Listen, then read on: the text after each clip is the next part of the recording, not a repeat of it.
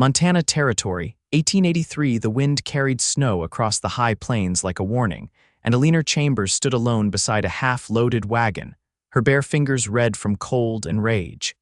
"I need an heir, Eleanor. Not a barren wife," Charles had said that morning, voice dull as dry wood. "You have failed me. 12 years married.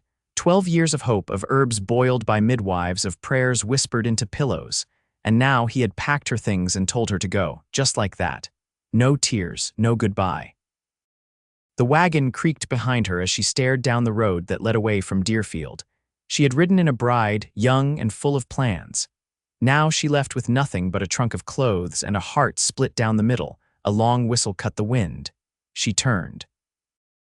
A man stepped from the tree line, leading a chestnut stallion by its reins.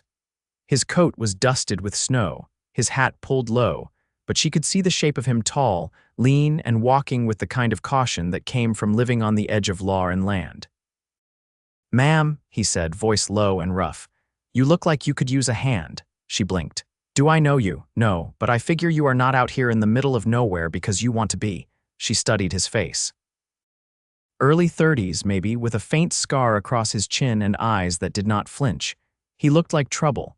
The kind of trouble that could shoot to kill and still offer you his coat without asking. "I am not looking for charity," she said. "Good," he said. "I am not offering any." He glanced at the wagon, then back at her. "You headed somewhere?" "I was told to leave," she said. "That is all I know." He nodded once, then offered his hand. "Name is Nolan Archer." Her fingers closed around his, cold and stiff. "Eleanor Chambers." "Well, Eleanor Chambers," he said, "there is a storm coming from the west. You will not last the night out here. There is a cabin about an hour's ride from here. Mine, you can stay." She hesitated. "And why would an outlaw have a cabin?" His mouth twitched, not quite a smile.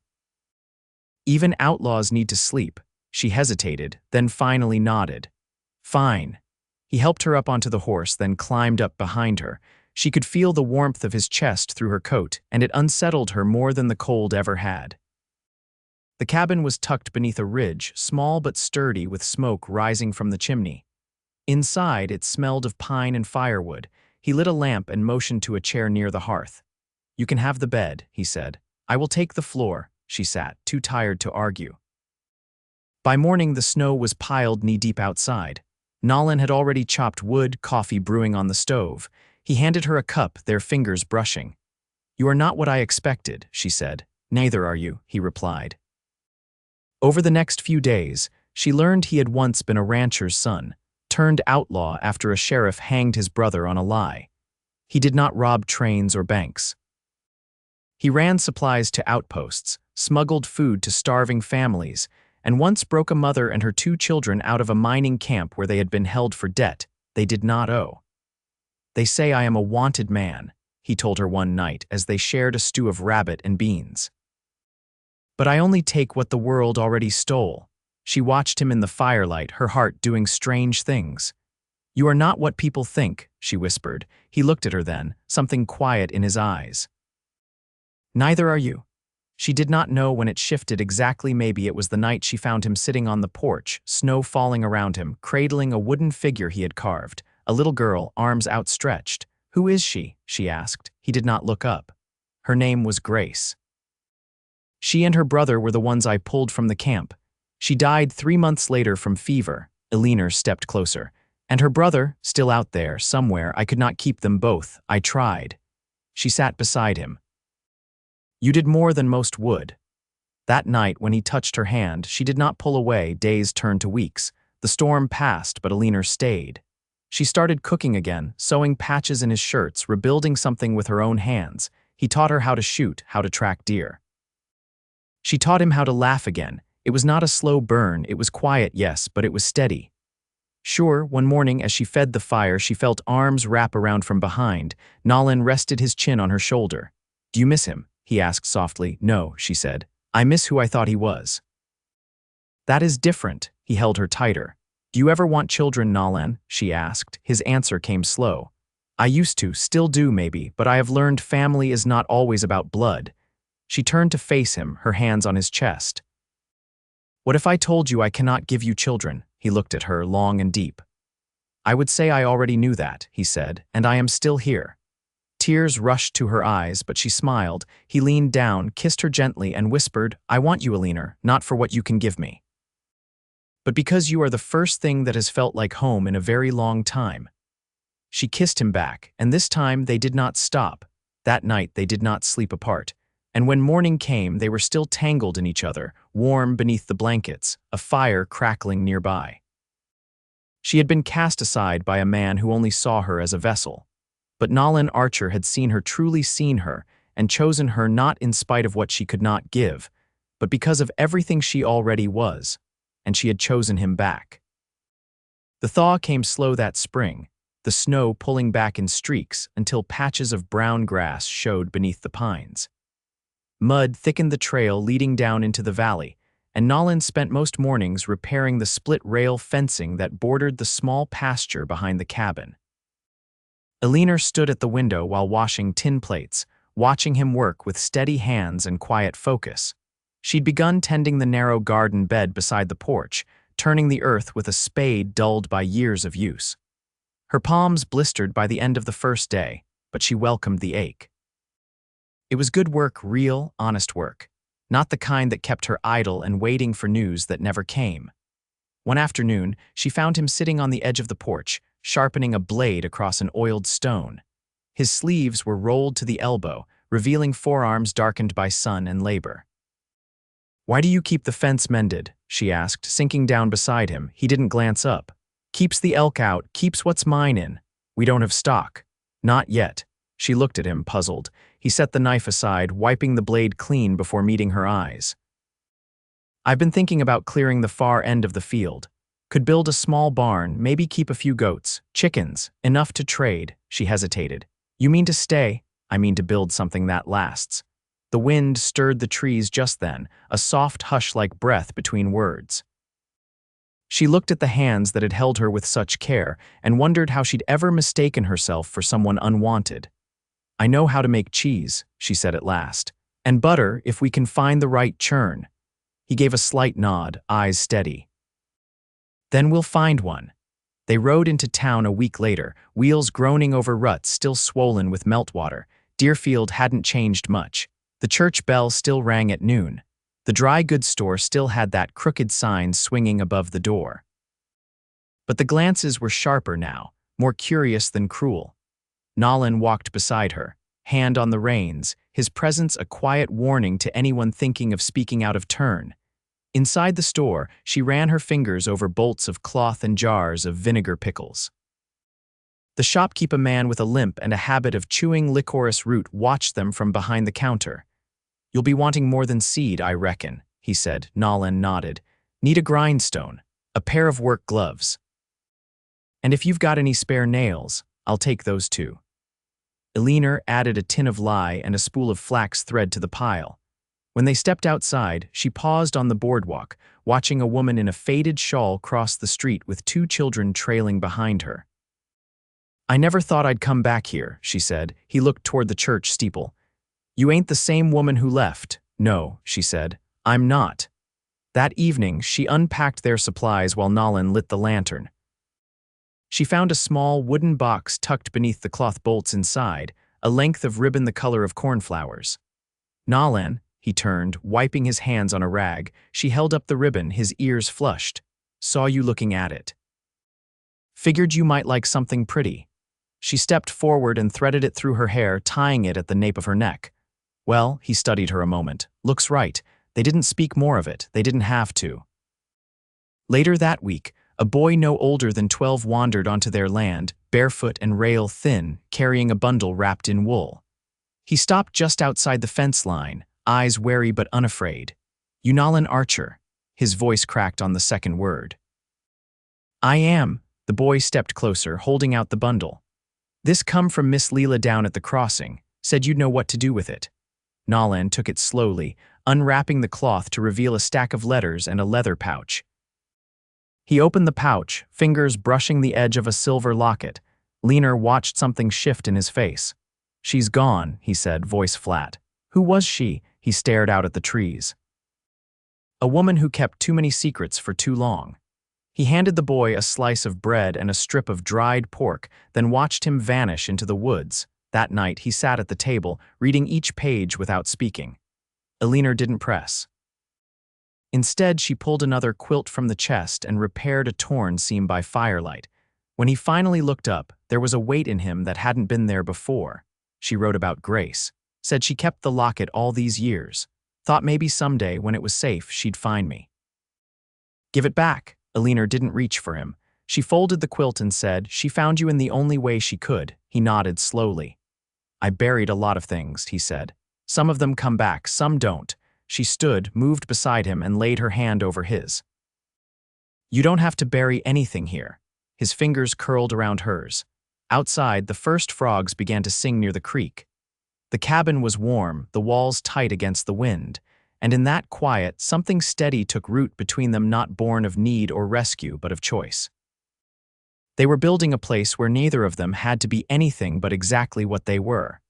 And that, Eleanor thought, was a kind of love she'd never known existed. The creek ran higher as spring pressed deeper into the valley, swollen with meltwater from the peaks. Nolan built a small bridge using split logs felled from a dead pine, and Eleanor helped stagger the stones along the bank so their boots would stay dry moving between the cabin and the pasture. Her back ached each evening, but it was the kind of ache that came from honest work, not from bearing disappointment. He found her one morning sitting on the porch steps, a folded sheet of paper in her lap and her brow drawn tight. She didn't look up when he approached, only held the page out. It's from Charles, she said. He sent it through the freight station. Nolan didn't take it right away. You want me to read it? No, I already did. She waited, her hands still. He's marrying his cousin's widow. She has 2 boys and another on the way. He wanted me to know. Nolan crouched beside her, the wood creaking under his weight. What do you want to do with it? She looked out at the pasture, where the fencing held and the grass had begun to green. I want to burn it. He reached for the tinder tin resting beside the porch railing, struck flint against steel, and waited until the flame caught. She laid the letter into the small iron pan they used for ash and watched the paper curl black. The smoke rose steady. When it was done, he dumped the ashes into the wind. I don't want his name anymore, she said. He nodded. Then don't carry it. I don't know what name to take. He didn't press. Instead, he stood and walked down to the trail, where a wagon was rolling slow through the trees. A man drove it, shoulders hunched beneath a patched vest. A young girl nestled beside him, drowsy in the sun. You Archer, the man called. I am. Folks said you might trade good feed and dry shelter for labor. Nolan glanced toward Eleanor, who had risen and stepped down beside him. Depends on the labor, Nolan answered. I can build, mend, tack, split timber. She can help with the garden. The girl blinked up at Eleanor, her face smudged with dust, but her eyes were clear. Eleanor stepped forward. Do you have folks? No, ma'am, the man said. Not anymore. Nolan crossed his arms. We've got room in the barn for now. If you pull your weight, you'll eat. The man nodded once. Name's Merritt. My daughter's called June. Eleanor offered her hand to the girl, who took it with small fingers that trembled only slightly. We're glad you're here, June. That night, they gave Merritt the cot and strung a blanket across the barn's back corner to shield June from the wind. Eleanor laid an extra quilt across the child's small frame while she slept, then stood in the doorway, arms folded against her chest. She doesn't talk much, she said. Neither did you, Nolan answered from behind her. She turned to him, the lantern's glow softening the lines around his eyes. I didn't think I'd want more people here, but it feels right, he nodded. You make things feel that way. She reached for his hand. You ever think about that parcel down by the bend, where the cottonwoods grow? I think we could build there, a second cabin, maybe rent it out come winter. He studied her in the half-dark. You're planning far ahead. I'm not afraid to anymore. His hand tightened around hers. Neither am I. They walked back to the cabin slow, the stars pressing low over the ridge. Later, as she sat brushing her hair in the quiet, he pulled a small tin from the shelf and set it on the table beside her. What's this? He opened it, revealing a narrow ring fashioned from braided copper wire polished to a soft shine. It's not gold, he said, but it's strong, and I made it with my own hands. Her voice caught. You want to marry me? I already do, he said. This just makes it clear. She slipped it on, the metal warm from his touch. I want to keep your name, she said. Archer suits me. He reached for her, and this time their kiss held the shape of something whole, something settled. The bed they shared that night was not a place of escape, but of promise. Come morning, Eleanor stood before the hearth, grinding cornmeal while June helped slice roots for stew. Merritt was outside mending a wheel hub, and Nolan was marking posts for the barn addition. The cabin was full of quiet motion, of people carrying on, and Eleanor, once cast off like a thing unworthy, now moved through her days with purpose and belonging. She had not borne children, but she had built a home. She had not fulfilled one man's narrow vision, but she had filled another's life with breadth and depth and joy, and she would never again be less than wanted. By early summer, the barn's second stall was framed and roofed. The pasture fence extended to the edge of the wildflower rise where the land dipped toward creek.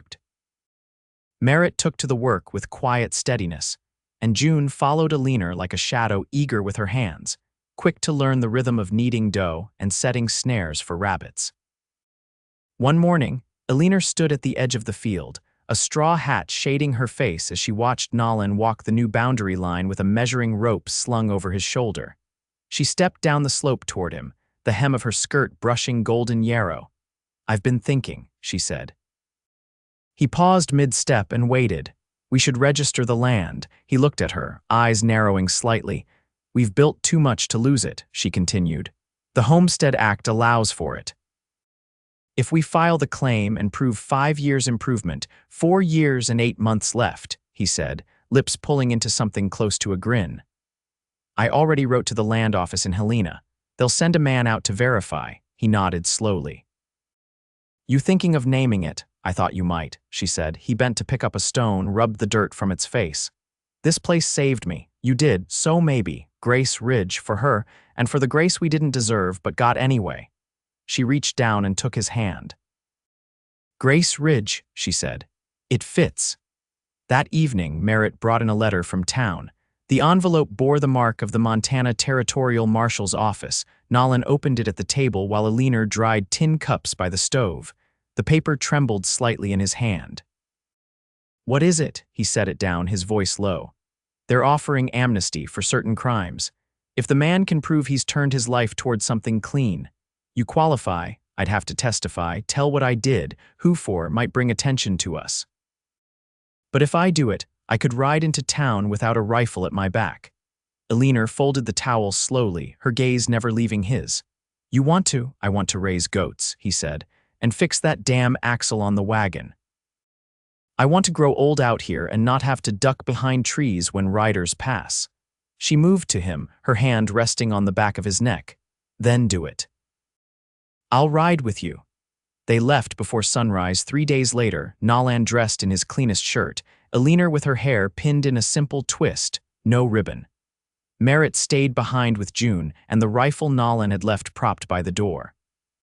The marshal's office in Helena sat between a saloon and a print shop, the air thick with coal smoke and horse sweat. The clerk behind the desk looked up when Nolan stepped inside, a flicker of recognition passing over his face. "You're Archer." "I am. You bringing trouble, bringing truth." The room was small, poorly lit, but Nolan sat straight-backed through the questioning, his voice even as he named the mining foreman who'd locked families behind debts, the sheriff who'd looked the other way, the routes he'd used to slip food and medicine past the guards. Eleanor sat beside him, her hands folded tight in her lap. Not once did she flinch. When it was done, the marshal, an older man with sun-dark skin and a limp, set the pencil down. "You've made enemies," he said, "but you've also saved lives. That counts." He reached into the drawer and pulled a small slip of paper, stamping it with the county seal. "This won't make you a saint, Archer, but it'll make you a citizen." Nolan took it without a word. Outside, the wind had picked up, and the trees along the boardwalk bent slightly under its weight. They rode home in silence, the trail quiet but for the creak of leather and the distant cry of a hawk. Halfway back, they stopped by the ridge where the wild currants grew thick. Nolan dismounted, pulled something from his saddlebag, and walked to where Eleanor stood looking down at the land that had become theirs. "I meant to give you this sooner," he said. She turned, brows lifting. From the cloth, he unwrapped a carving smooth, narrow, shaped like a goat's horn curling into a heart. A loop at the top held a leather cord. "It's not fine," he said, "but it's yours." She took it, fingers tracing the lines. "It's perfect." He stepped closer, his voice low. "I never thought I'd have peace, Eleanor, not like this." "You made it," she said. "You chose it. And I chose you." Her throat tightened. "Then let's keep choosing." They rode the last stretch with the sun dropping low, the sky split in streaks of rose and fire. Smoke curled from the chimney as they crossed the final bend, and June came running down the slope, calling to them with a basket of beans in her arms. Inside, Merritt had a stew simmering and the table was already set. Nolan hung his hat on the peg and Eleanor set the carving on the windowsill above the sink. Later, as the lantern burned low and the children slept, she sat beside him on the porch, the night air warm against their skin. "We've got land," she said. "A name, a claim, and a future," he added. She leaned into him, her head resting just beneath his jaw. "You think it'll last?" He wrapped his arm around her, his voice steady as the dark. "With you, always." The summer heat deepened as July settled in dry, windless days that turned the dirt pale and cracked beneath their boots. Eleanor rose early, always before the sun, to carry water from the creek and soak the garden bed. Her hands had grown strong, fingers calloused, but she still moved with grace, even when lifting heavy pails or stooping to tend the rows of cabbage and beans. Nolan spent most mornings splitting cedar for the root cellar, shaping the beams with measured strokes. The old post saw had dulled from use, and Merritt helped him grind a new edge on a borrowed grindstone they'd traded a jar of preserved carrots for. Everything they did now was built for the long run, not just to survive a season but to last through years. One afternoon, Eleanor found June crouched near the henhouse, whispering to a barred rock that had gone broody. The girl's face was streaked with dust and her dress was too short at the ankles again. Eleanor knelt beside her, brushing a strand of hair behind June's ear. "She won't let me take the eggs," June whispered. "That's her way of saying she wants to be a mother," Eleanor said. "Go gentle with her. Use your voice like water, not wind." The girl nodded solemnly and tried again. This time the hen lifted just enough for June to slip her hand beneath her. As they walked back toward the cabin, Eleanor looked down at the child and asked, "You ever think about your mother?" June squinted against the sun. "Sometimes, not in words, just how she smelled, like lye soap and river weed." "Do you miss her?" The girl was quiet a long time. "I miss having someone brush my hair at night." That evening, Eleanor sat June between her knees beside the fire, combing through the tangles with slow, even strokes. She didn't say anything, and neither did the girl, but when the last strand was smooth, June leaned back against her without asking. Later, when the girl had gone to bed, Nolan stood at the doorway watching the light fade down the walls. His shirt was damp across the shoulders from the day's work, and there was a soft weariness in his movements. "She trusts you," he said. "I trust her too." He stepped closer, voice low. "You never speak of children like it's a wound." "I used to," she said. "But not anymore. I've come to see that a woman's worth isn't kept in a cradle." He nodded once, then reached up and loosened the pin in her hair. It fell around her shoulders, streaked now with gold from sun and ash from the hearth. "I like you this way," he said. "Which way is that?" Unhidden. She pressed her cheek to his chest and felt the rhythm of his breath, steady and sure. "Do you think June should stay?" "I think she already has," he said. "And Merritt too. He's not looking for a place to pass through. He's building as much as we are." That night, the four of them ate cornbread and stew by lamplight, and Eleanor noticed how Merritt passed the salt to June without being asked, how the girl refilled Nolan's cup before her own. It was not ceremony. It was simply a rhythm. A few weeks later, the land agent arrived on horseback to inspect the homestead. He was younger than Eleanor expected, with a crooked tooth and a ledger tucked beneath one arm. He walked the perimeter, measured the barn, the root cellar, the garden rows. He asked questions: how long they'd lived there, how much they'd harvested, whether the ridge had been cleared by their own hands. He nodded as Nolan spoke, but his eyes kept drifting to Eleanor. "You're the one who wrote the letter," he said as she handed him a jar of pickled onions for the road. "I am." Well, he said, tipping his hat, you've done right by the land. You'll get your papers before autumn. They watched him ride off down the trail, dust rising behind the hooves. Eleanor turned to Nolan.